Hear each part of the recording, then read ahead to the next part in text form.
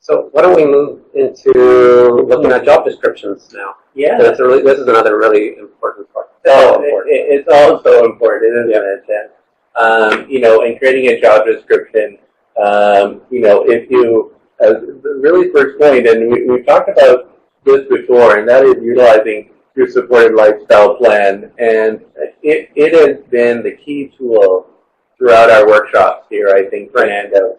And it's the one that helps you link everything together. And here we go again, really linking it back to now developing a job description, because your support plan really kind of look at all of your care, all of your support needs from day to night, and it outlines everything for you. So by pulling that back out again, you can start developing your job description fairly easily. Give employees, you really want to give the employees really clear information about what is the job. Because there's no point in hiding anything, Fernando. Right? You want to hire somebody who wants to do the job or is willing to learn how to do the job. Yes.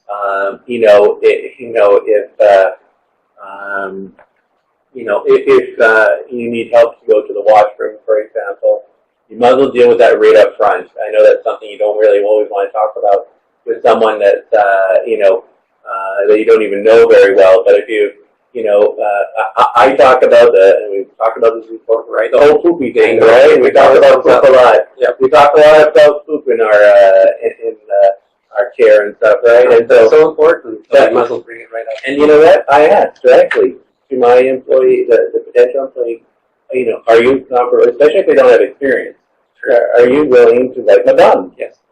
Right? And does that sound kind of like, ooh, that's kind of embarrassing? Well, it's the reality, yes. Right? In my particular case, I need help with that.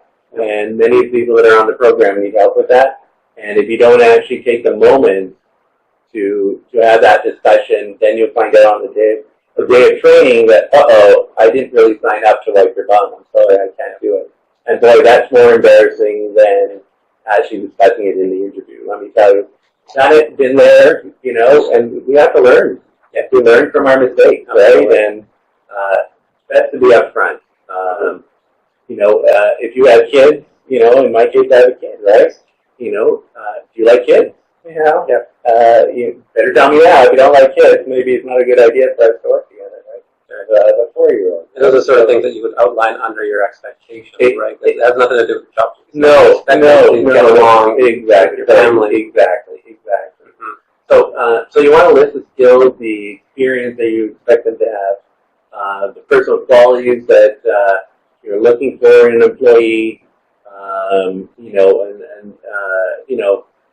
again, that's the outgoing component, if that's what it is, or a good listener, or somebody that has these specific skills that you're looking for. Hey, you mentioned cooking. Cooking, right? Some people need help with writing. That they can't write their own letters, or need help with typing, or those kind of things. If that's a really important thing for you, you should be listing those kinds of things as an important component. Yep. I do the guide for your evaluation.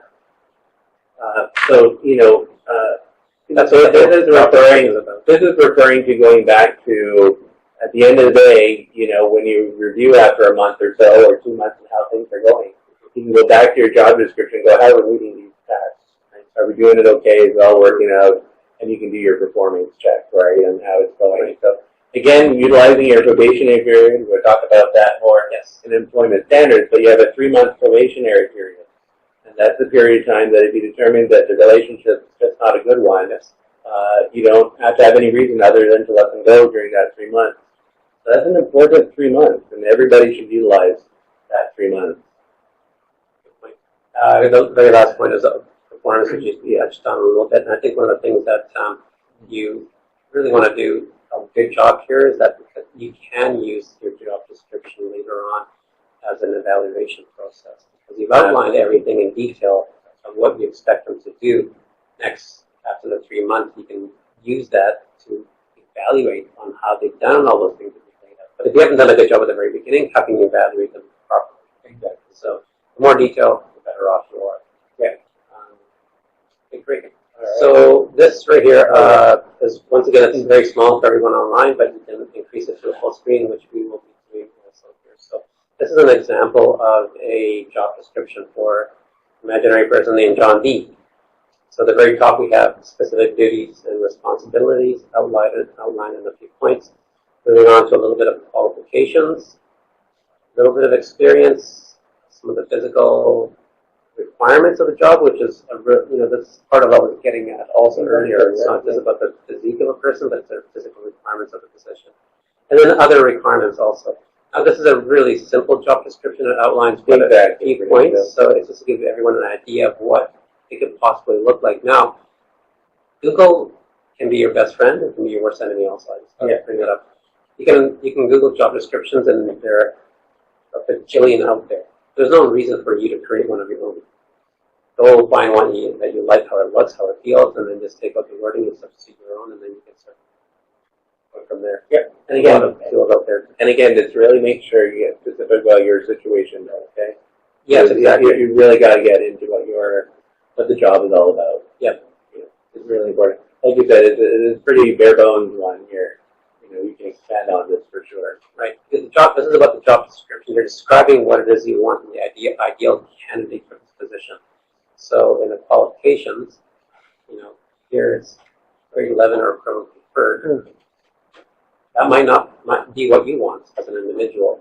The experience is also exactly. So here's where you would be putting that. We want you to be to have your certificate, right? This is where it could be things, right? Yes, and it can be a requirement. That can be a education requirement, right? And maybe you want somebody with St. John's Ambulance or CPR courses, those kind of things that can be. Because what you want a person to do when they're reading through this is you want to create the ideal candidate. Now, if they don't have half of it, most people will be realistic with themselves, saying, "Well, it's not a position for me," because you've laid it all out. You've laid it out in great detail. So, as a person's going through this, in their mind, they're going, "Yes, I check, check, check, check." Right? So they do that. From the other side of it, from a possible employee, they're going through this list and they're saying, "Yep, I fit," or "I don't." Yep. But because you've laid it out there, they're able to do that. So great for them. Question. Criminal record check. Yes. Read the abstract. Yes. And a check. That would go in there.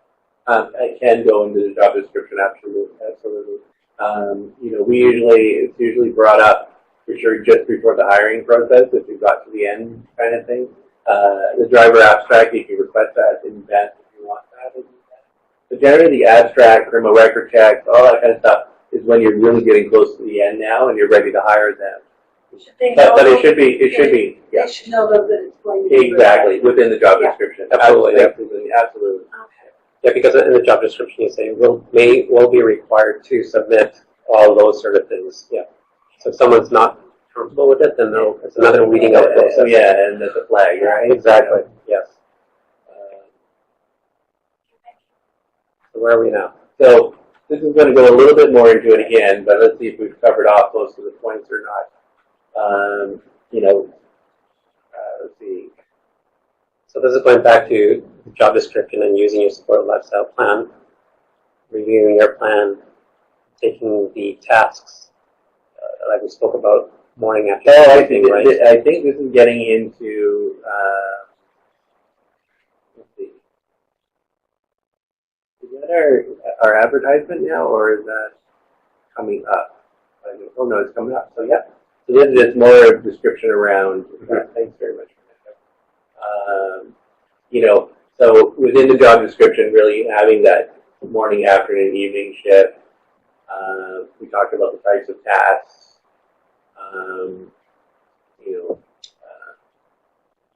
Again, your job description can expand, right, guys? I think that's really important, right? Learn from your experiences. Learn what, if you're brand new on this, you're going to learn lots in that first 2 months that you're on the program. Take your opportunity to learn from that. Later on, we're going to go through employee guidelines, I went through tons and tons of learning over the years, and I still am learning. You don't stop learning on this program, and people change, personalities are there, right? You're going to learn. So I think we covered mainly all of this. Right. The point of this one is go back to a document that you already spent a lot of time on. Exactly. Your sort by Southland, use it as much as possible.